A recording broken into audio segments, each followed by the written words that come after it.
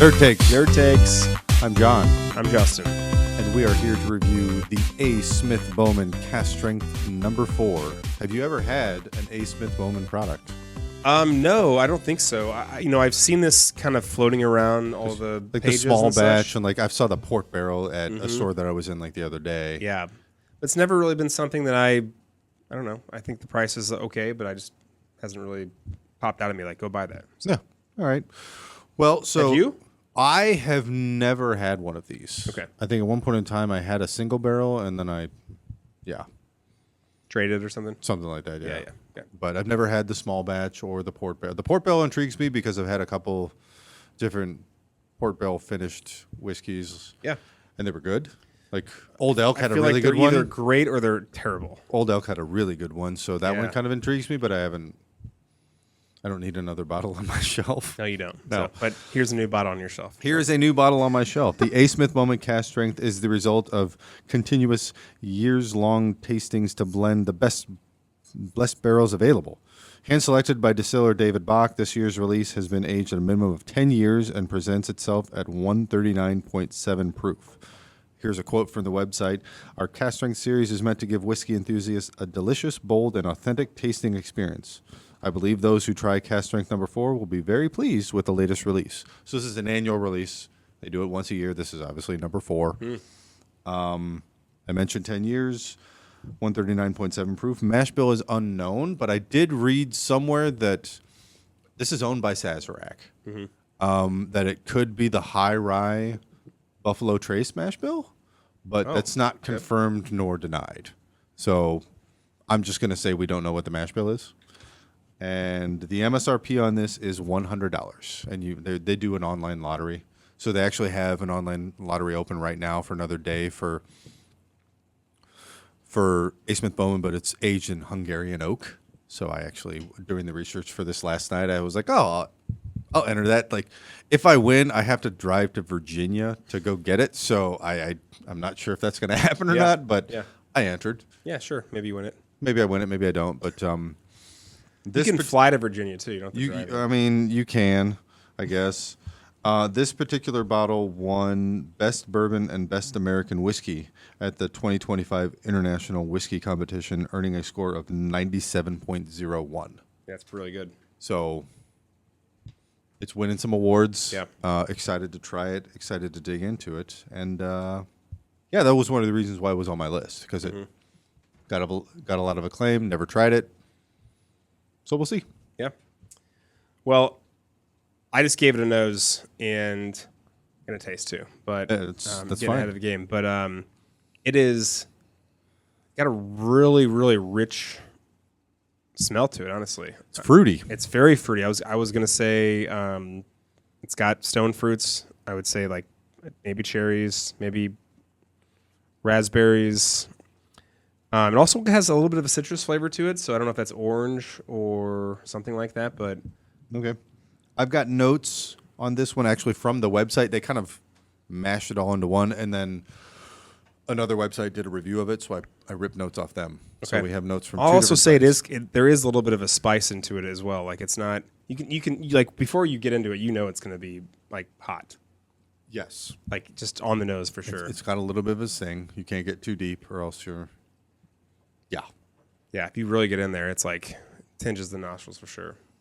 Okay, so I'll just say that. I'll say stone fruit, I guess, but I specifically cherry. But then I also think it's got a little bit of a sugary smell to it, a little bit, but also citrus, orange. So from the website, it's got aromas of rich leather, plums, and a hint of apple. Oh, you say plums? Yeah. Way off. It's interesting. Sort and of. then from the website, it's Drink Hacker. I'm not going to read all of this, but complex bouquet of new leather, dark vanilla bean, fudge brownies, polished wood, and brulee sugar. Fruity accents, dark cherry jam, well-baked apple pie. After it rests a long time, it turns into dark chocolate syrup with toasted marshmallow. So maybe after this rests a while, which I don't know if we're going to take that long, but Probably not. it could turn into that. But definitely the fruity. And that was something that I read about this one. This one is, I guess, batch 1 got a lot of acclaim as well. And this one is more fruit forward than that one. So this will be Should be a fruit forward pour. But yeah, let's dig in. I mean, this is my second go at it. It's hot, but not in a bad way.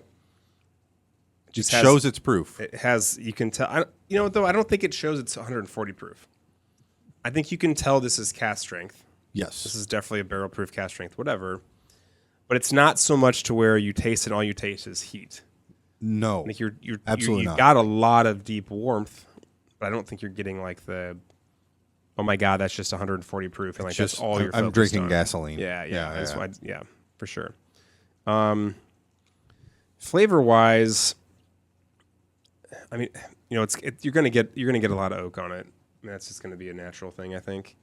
I'm still getting the fruitiness from the nose carries over into the palate. Yeah. No, I totally agree. I think it is now. It's got kind of like a. Now I get the baked apple pie. Now I get like the cherry pie. Now I get like the sugars mixed with the stone fruit. Yeah. Flavor to it, as opposed to before it was, I think, very distinctly very sweet. And now you're getting that the wood, the oak, the yeast, the sugars. I think it's melding much better on the flavor.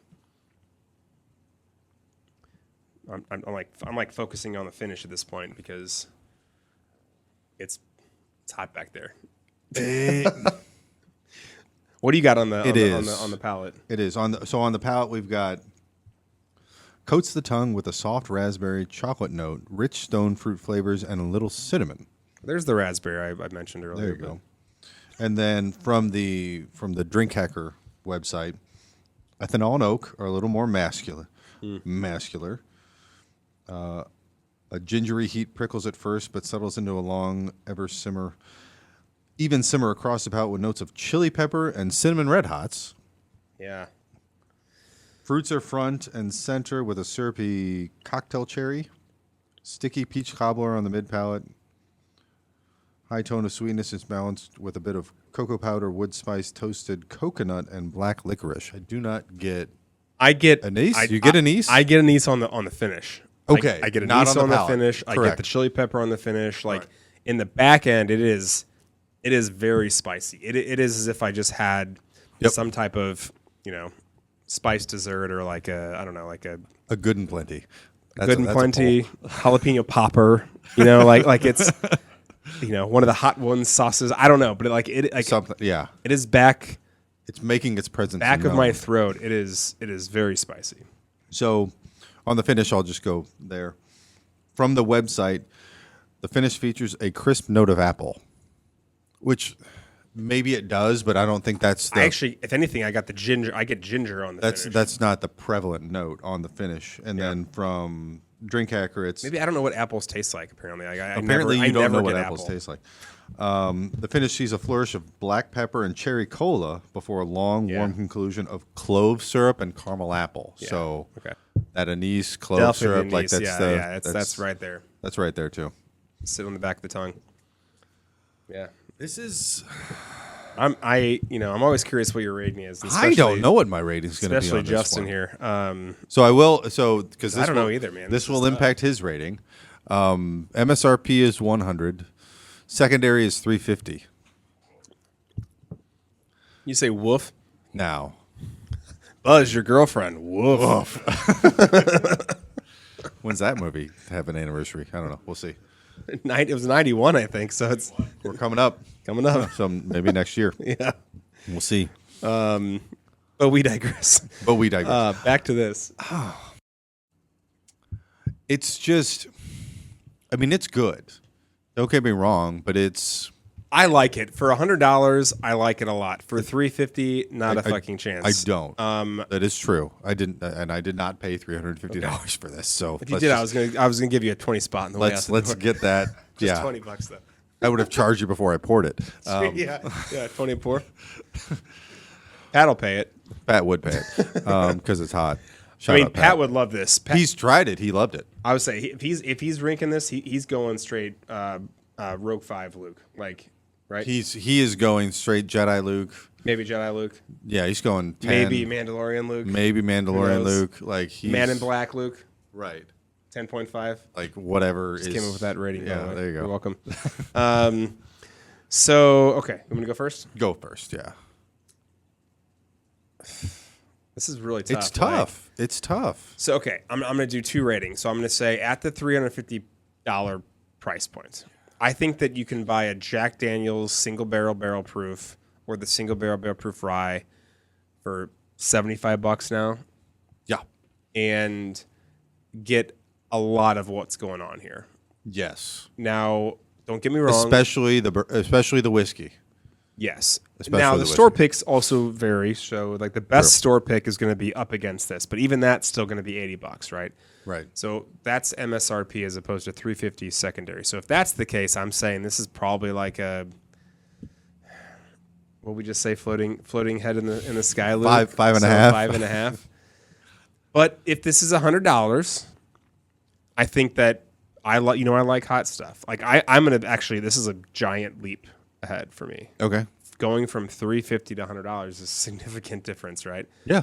So if I'm paying $100 for this that's sitting on the shelf, I actually think I'm going to say Stormtrooper Luke. That's how different. That's how different the price would matter for me on this bottle. There you go. Because $350 is nuts. $350 is nuts. I agree with you on that. But I've had like some GTSs and things like that are going to cost you $800, More than $1,000, whatever, and they're $100. That would only drop it down maybe a number or 2, as opposed to 2 to 3 numbers for me for this Right. one. Like it's not that exceptionally good to where the price difference, the 3.5 multiplier, Yep. like, is worth it. It's not worth it. I'd be curious to see how this tastes with a couple more years. This might even be better with like an ice cube. Like honestly, like That is true. You know, I'm not that guy who like puts water or ice with drinks usually, but Right. You know, I might actually like this better with an ice cube. Yeah. But I will echo you with the 8, with the Stormtrooper. Yeah. At $100 MSRP. At $100 Okay. Right. Yeah, and what I ended up getting it for. Yeah. It's a solid 8. Yeah. Again, we say this all too often. I'm curious to see how this matures, and after it opens up, like, does it soften out? Does some of the other flavors enhance, and then maybe it turns into a 9? Who knows? But like, it's still a really good pour. Yeah. No, it's very good. I mean, just to be clear, it's very good. Yes, it is $100. It's a very It good is one. very good, but just at the secondary But price, it's like, like That's a lot of hype. A lot of hype. like for $350 on the secondary market, you can get a lot of good bottles. Yeah. That's all I'm saying. Get that maker seller that Get you like the so maker much. seller. So let's transition. MMCA 24 is $100 cheaper than this on the secondary. Yeah. Exactly. Give Cywell too. All right. Yeah, that's where I'm coming in at this. I'm at an 8 at $100 because I think it's very good. It's I agree very with good. you guys.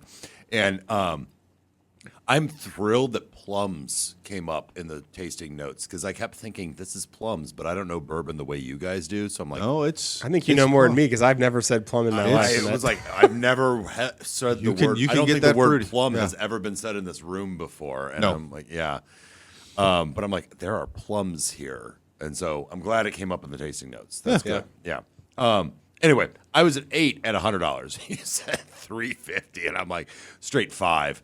And Justin, you said like, oh, that's a giant leap, and I'm like, but also $100 versus $350 is a giant. That's a giant leap. That's a giant leap. That's not worth $350, but $100. Oh yeah, this is great. Yeah. especially for like a series. This is the 4th year they're doing this, right? So Yes. if you talk about like E.H. Taylor Barrel Proof, they're on batch 13 or 14 or whatever it is now. This year will be 14. So they've been doing it for 14 years. Yep. You know, when you see that leap from a bottle, it's $100, leaps up to $250, $350. Yeah. I think that's maybe a little bit more palatable, I guess, or like you're used to it now at this point. This is You're what almost happens. used to it. Yeah. I'm not saying I'm defending it, but I'm just saying like that. I think that is- we'd maybe be a little more. It is lenient. pretty good. Like we haven't reviewed it on this show, but we've each had a couple of different batches, and they're all And quite. I got good. a new one recently, so Yes, you did. So maybe that'll be next. Who knows? for that sometime soon. All right. Okay. Well, thanks. This is good though. Hey, A. Smith Bowman. Yeah. Check it out. Buy a pour at a bar. See if you like it. Probably not a bottle Definitely not on secondary. They had a lottery for this one too, so that's obviously gone. But we'll see. Maybe number 5 comes out, and we'll see how that goes. Yeah. Well, there you go. Nerd takes. Nerd takes.